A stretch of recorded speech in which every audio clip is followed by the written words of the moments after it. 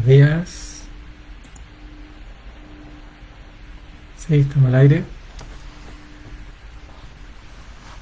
Muy buenos días. Estamos nuevamente en este espacio de la ingeniería del alma. La verdad que pasan y pasan los meses de pandemia y Baruch Hashem seguimos con este espacio que se nos abrió para poder compartir no solo en vivo sino que también offline. Mucha gente que está viendo esto desfasado, pero aún así tratándose de la fiesta de Hanukkah que estamos iniciando el día de hoy, Hanukkah 2020, dado que muchos van a ver este shiur también durante Hanukkah. Entonces me pareció que a la luz de los mensajes de nuestro queridísimo y recordado Rav Dessler, quien nos ha acompañado durante todo este ciclo, también vamos a seguir explorando lo que tiene Rav Dessler que decirnos respecto a Hanukkah. Y la verdad que Hanukkah, si bien es una fiesta que está vinculada a un evento histórico, nosotros sabemos que en el judaísmo no hacemos festividades por los eventos históricos. De ser así, tenemos 3.000 años de historia, la cantidad de cosas que han pasado que podríamos hacer alguna festividad sería infinita, tendríamos algo todos los días que recordar. Pero evidentemente el mensaje de Hanukkah es mucho más profundo, es un mensaje por supuesto histórico, pero fundamentalmente es un mensaje espiritual. Y eso es lo que quiero compartir con ustedes el día de hoy, de Bezrat Hashem. Antes de seguir, quiero agradecer primero la donación del día del estudio de hoy a la familia Rosenblatt-Kodner con motivo del Yortzeit de Nora Kibliski, es hijo de una librajá. Y también quiero especialmente dedicar este estudio por la refuá shlema a nuestro querido Andy Boltansky, el doctor Andy Boltansky, que está muy complicado, que Daniel Ben Margalit, que tenga refuá shlema también. Ok, entonces, Hanukkah, una fiesta que se ve tan trivial, con las velitas. Hay quienes dicen que Hanukkah fue una festividad que de alguna manera surgió justo casualmente en el mes de diciembre, de alguna manera para responder a un mundo occidental más bien cristiano, en el que diciembre tiene un trasfondo festivo muy profundo. Entonces, bueno, ¿cómo los judíos no vamos a tener algo? Hay quienes dicen eso. Por supuesto que eso es erróneo. Principalmente porque si uno mira la historia se da cuenta que Hanukkah nació mucho antes que todo eso. Sin embargo, no deja de llamarme la atención que nada es casual, ¿no es cierto? Nosotros creemos que todo viene de arriba, todo viene de Hashem. Si la fiesta de Hanukkah justamente cae en el mes de diciembre y coincide con toda esta efervescencia que hay ahí afuera, eso no es casual. Yo recuerdo cuando era chico y vivía en un pasaje y que prácticamente todos mis vecinos no eran judíos, y cuando llegaba diciembre era una sacudida fuerte para aquellos que no estábamos en este modo navideño, y tanto es así que muchos de nosotros, incluso hacíamos algunas cosas, sobre todo de niños chicos, para no sentirnos menos que el resto. Y eso no pasa solo acá, pasa en todos lados. En Estados Unidos uno entra a cualquier edificio importante y va a encontrar un arbolito de Navidad y una Hanukkah. Es como que Hanukkah fuese la respuesta, de alguna forma fuera una respuesta a eso. Y si bien una cosa no tiene nada que ver con la otra, cuando nosotros estudiamos realmente el sentido de Hanukkah y el origen de Hanukkah, nos vamos a dar cuenta que sí tienen mucho que ver. Tenemos que entender cómo nació Hanukkah. Hanukkah nació en la época del imperio griego, sirio, seleucida, pero estamos hablando de una época hace más de 2000 años, en que el imperio griego era un imperio muy particular, que no solo perseguía un dominio militar sobre el mundo, cosa que casi todos los imperios han buscado, sino que ellos también perseguían difundir su mensaje cultural sobre el resto de la humanidad. Y es en ese conflicto en el que, digamos, es a partir de ese conflicto que surge la festividad de Hanukkah. ¿Cómo?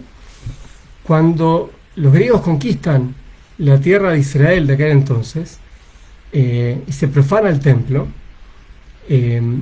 no fue fácil vencer a los judíos. Si bien militarmente hubo una derrota, evidentemente, pero culturalmente el pueblo judío se dividió en dos: aquellos que abrazaron efectivamente la cultura helenista y aquellos que no.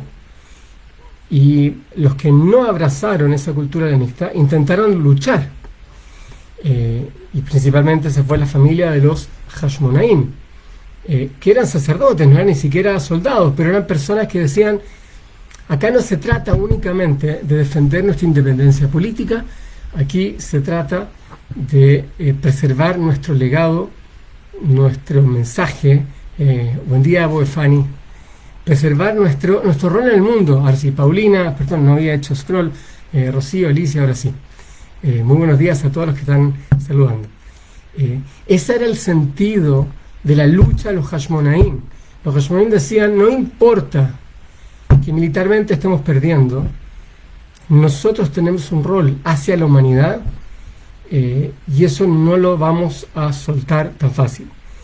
Y entonces comenzó una resistencia de un grupo muy chiquito de judíos que intentaron defenderse, y en esta lucha de pronto logran temporalmente tomar nuevamente el control del templo sagrado, y entonces viene la historia del aceite. Ellos querían encender la menorá, y para eso necesitaban un aceite puro, que no era un aceite cualquiera, y alcanzaba el aceite solamente para un día, y ellos necesitaban 8 días para poder generar aceite nuevo, y ahí vino el milagro Hanukkah, el aceite duró 8 días.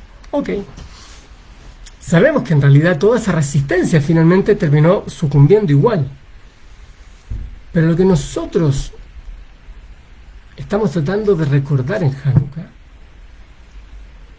no es únicamente que el aceite ardió durante 8 días. Ese es el símbolo. Y no podemos caer en el juego de quedarnos en la forma y olvidarnos del fondo. ¿Cuál era el mensaje griego? De acuerdo a lo que he estudiado respecto, yo no soy experto en cultura griega, así que si cometo un error, bienvenidos a corregirme, pero Alejandro Magno era seguidor de Aristóteles, y Aristóteles no era una persona pagana como nosotros a veces nos imaginamos. Y de hecho los griegos, a pesar de que no eran monoteístas en el sentido profundo de la palabra, ellos abrazaban una cultura que era tremendamente apegada en lo que yo soy capaz de ver, en lo que soy capaz de demostrar, y de ahí viene toda la ciencia y todo el desarrollo del arte. Hay muchas cosas que nacen y que nosotros hasta el día de hoy preservamos de los griegos, que tienen que ver con la valoración, y voy a hacer aquí mi comentario, tal vez la sobrevaloración del mundo físico por sobre este mundo espiritual. Mundo espiritual que los griegos simplemente negaban. ¿Dónde está? Muéstramelo. ¿Dónde está? ¿Dónde está el alma? ¿Dónde está Dios? ¿Dónde está esta cosa? No están, no existe. Si no está, no existe. De ahí la lucha del aceite. De vuelta, el simbolismo del aceite no fue trivial. Aceite para encender la menorá, por supuesto que había. Ahora dime tú, ¿qué diferencias hay entre el aceite puro y el aceite normal? No era una diferencia física. El aceite puro no es que era puro porque era más refinado únicamente. Tenía todo un tratamiento, también estaba protegido, y espiritualmente tenía toda una serie de garantías, cosa que los griegos no veían y no valoraban. Y entonces, frente a este mensaje griego, teníamos a un porcentaje muy importante del pueblo judío que simplemente dijo: estos tipos tienen razón, ¿para qué luchar en contra de ellos? Ellos son muchos, ellos tienen plata, ellos tienen poder, ellos están en todas partes. Es más, si yo me asemejo a ellos, no voy a tener ningún problema, voy a estar bien, voy a acceder a todos los estudios que ellos tienen, a toda su sociedad griega impresionante, desarrollada, de vanguardia, progresista. ¿Para qué quedarme con este invento de este mundo espiritual judío? Esta cosa rara. Y entonces vino una ola masiva de asimilación, en que los judíos perdieron una parte muy importante del pueblo judío, abandonó totalmente su fe y se convirtió en griego.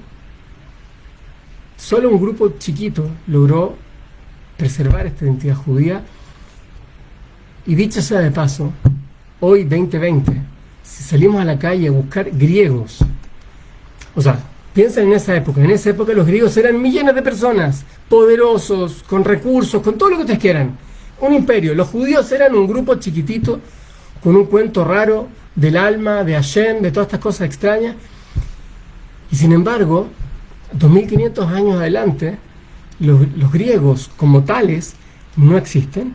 O sea, la cultura griega, si bien hay ciertos rezagos de la cultura griega, pero cultura griega como tal no existe ya. El imperio griego desapareció y los judíos estamos acá. Sin embargo, el mensaje de Hanukkah no era un mensaje para hace 2300 años. ¿Por qué razón Hanukkah se sigue conmemorando hasta el día de hoy y otros eventos históricos no?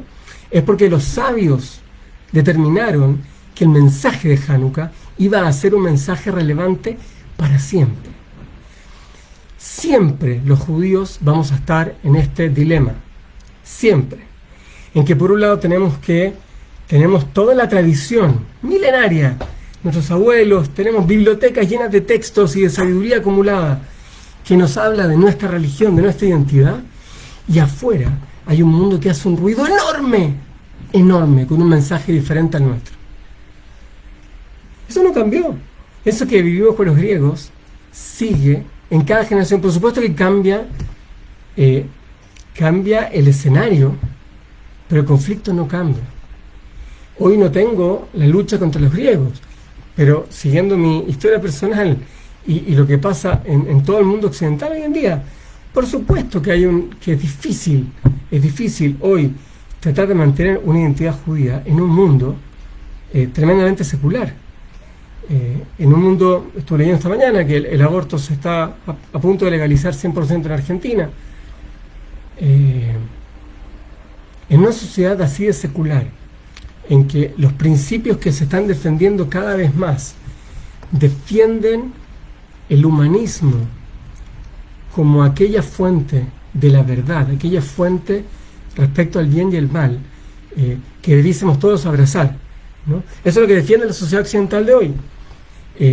Y nosotros, en cambio, venimos con un planteo teológico, un planteo en que no, la moralidad está definida por Dios. ¿Y quién es Dios? No, Dios es un ser que hoy no lo podemos ver, pero se comunica a nosotros, hay profecía, hay libros, tenemos tradiciones, ¿sí? Y eso lo contrasto con todo lo que está pasando afuera. Incluso, no en la sociedad secular, incluso en la sociedad más espiritual, pero no judía, también hay mucho ruido. Muchísimo ruido desde el Oriente, ¿no es cierto?, con una serie de corrientes budistas, hinduistas, el cristianismo y otras religiones y otros mensajes que poco a poco empiezan a penetrar en la sociedad judía, y que no son más que formas distintas de vivir un conflicto que los judíos conocemos hace ya más de 2500 años y que Hanukkah lo refleja con total claridad. Decimos en Hanukkah, esta es la idea de los que me han escuchado a mí hablar de Hanukkah, yo creo que la idea que a mí en lo personal más me gusta de Hanukkah es la siguiente que voy a comentar. Nosotros mencionamos en nuestros rezos, nosotros rezamos 3 veces por día, ¿no es cierto? Y cada vez que rezamos, pero estamos en un momento de alguna festividad judía, siempre se incorpora un texto adicional en nuestras tefilot que da cuenta de esa festividad que estamos conmemorando. Y en Hanukkah nosotros leemos un texto que de alguna manera manifiesta todos los milagros por los que estamos agradeciendo a Dios. Entonces agradecemos que poquitos, o sea, la familia de los Hashmonaim eran poquitos que lograron enfrentarse a muchos, a los griegos, y vencer, al menos temporalmente, vencer a los griegos. Eso fue un milagro. Que un ejército de sacerdotes que no tenían ninguna preparación militar logró vencer a soldados entrenados. Todos esos son milagros. Pero también decimos que los teorim, que los puros vencieron a los temeim, a los impuros. Y lo traemos como si fuese un milagro. El milagro de Hanukkah, que los puros vencieron a los impuros. ¿De qué está hablando ahí? ¿Qué significa la pureza y la impureza? La pureza y la impureza para el judaísmo, la Tahará, ¿sí? La Tahará significa pureza en hebreo. Pureza e impureza en el judaísmo no tiene nada que ver con una cuestión higiénica. Pureza e impureza es un estado espiritual en que está un objeto o una persona. Puede ser un alimento, un líquido, un objeto, una persona. Hay objetos que están puros y objetos que están impuros. Y hay reglas y hay tradiciones. ¿Qué hace que un objeto esté impuro? ¿Qué hace que esté puro? Algo que está impuro, ¿cómo se purifica? Hay toda una regla. Interesantemente, toda esa estructura es una estructura que se basa en una realidad espiritual, que es invisible. Muéstrame un examen genético, muéstrame un análisis microscópico de algo puro versus algo impuro. A pesar de que una vez en un centro me quisieron vender agua bendita, agua que había sido bendecida por alguien, y decían que microscópicamente, que molecularmente las partículas tenían un orden distinto físicamente que un agua que no había tenido una bendición, cosa de la que yo soy escéptico. No voy a decir que no es verdad porque tampoco lo demostré, pero soy escéptico porque para nosotros todo el tema de las bendiciones y la pureza y la impureza es una realidad mucho más espiritual que física. No necesito que me muestre las partículas para creer en ello. Ese es el concepto de pureza e impureza. Ahora, cuando hablamos de Hanukkah, recuerden que dijimos que los griegos simplemente desconocían esta realidad espiritual. Por lo tanto, toda persona que no esté atenta a las reglas de pureza e impureza probablemente va a estar impura, porque no va a saber que si toca un objeto y después no se sumerge en un baño ritual o que no hace tal o cual cosa, va a quedar impura. Entonces probablemente toda esa gente está impura. Y entonces viene este mensaje de Hanukkah, en que los puros, es decir, la familia de los Hashmonaim, que eran personas que sí eran muy cuidadosas con su realidad espiritual y por lo tanto se cuidaban también de qué es puro y qué es impuro y mantenerse bien, tuvo que enfrentarse a una sociedad entera que era impura, que no se cuidaba de todo esto. ¿Y qué tiene el milagroso que el puro le gane al impuro? Que las reglas de la pureza y la impureza imponen un montón de restricciones. Son difíciles, son incómodas, son molestas, porque me limitan las cosas que yo puedo tocar, lugares en que yo me puedo hacer, lugares en los que yo puedo estar o no estar, definen ciertos tiempos. Una persona que se impurifica a veces tiene que pasar un día entero para que se purifique y queda restringido a hacer ciertas cosas, a veces que una semana entera. Vivir con el concepto de la pureza y la impureza me genera restricciones. Y cuando yo vengo de una cultura que tiene muchas restricciones y me enfrento a una cultura que no tiene ninguna restricción, que es absolutamente libre, ¿qué es lo que debiera suceder? ¿Qué es lo natural que suceda? Lo natural que suceda es que el puro sucumba ante el impuro. Que el puro termine despreciando todo su sistema en pos de una oportunidad de liberación absoluta, en que pueda hacer realmente lo que quiera. ¿Hay alguna idea más seductora para una persona que la libertad? La libertad en el sentido occidental de la palabra. De poder hacer realmente lo que se me da la gana. ¿Hay algo más seductor que eso? Cuando uno mira el judaísmo es una religión que va para el otro lado. El judaísmo es una religión que está llena de reglas, llena de tradiciones y cosas que hay que hacer, cosas que no se pueden hacer. Y el contraste es culturas muy abiertas, incluso religiones, que solo me invitan a manifestar ciertos valores, pero a nivel conceptual, pero que no se metan en el día a día. Y sin embargo el judaísmo me dice, esto se puede comer, esto no se puede comer, esto lo puedes tocar, esto no. Ojo que viene Shabbat, hay un montón de cosas que no puedes hacer, hay otras que sí tienes que hacer. Viene Hanukkah, tienes que prender la Hanukkah. Viene Pesach, no puedes comer Hametz. Y el contraste es una sociedad abierta, libre.